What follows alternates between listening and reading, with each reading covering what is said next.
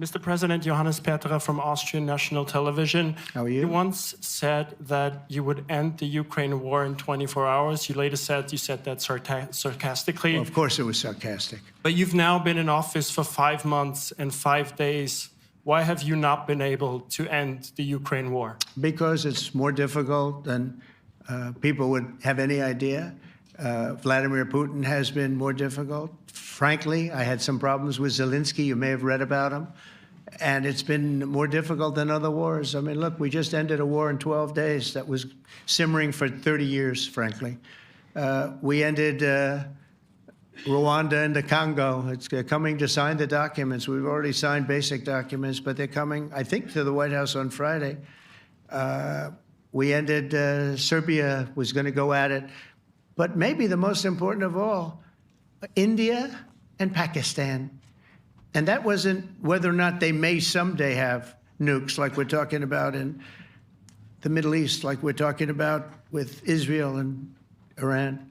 This is they have nuclear weapons. I ended that with a series of phone calls on trade. I said, look, if you're going to go fighting each other, it was getting very bad. You know how bad that last attack was. It was really bad. If you're going to go fighting each other, we're not doing any trade deal. No, no, no, you have to do a trade deal. I said, we're not doing any trade deal. And in fact, I had the general, who was very impressive. The general from Pakistan was in my office last week. You know, Prime Minister Modi is a great friend of mine. He's a great gentleman. He's a great man.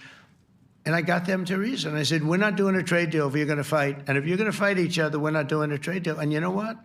They said, no, I want to do the trade deal. We stopped the nuclear war. Go ahead. Go ahead, Jeff. Here's another beauty, Jeff. He's a beauty, all right. Go ahead. Mr. President, to follow up on Ukraine, will the United States contribute any more money to Ukraine's defense this year to the $5 billion that allies are giving? And one question, you had another meeting with the Dutch opposition leader, Mr. Wilders. Can you tell us about that meeting? And are you upset about his anti-Muslim stance? I'm not upset about it. It's just his view. He's unhappy with the way things are going in this country and various countries. He was an opposition leader. And I was asked to meet with the opposition leader by the people that are running. I think they have some deal where if you have a meeting, you're supposed to meet with an opposition leader. I said, that's strange. We don't do that. But I met with I didn't know him.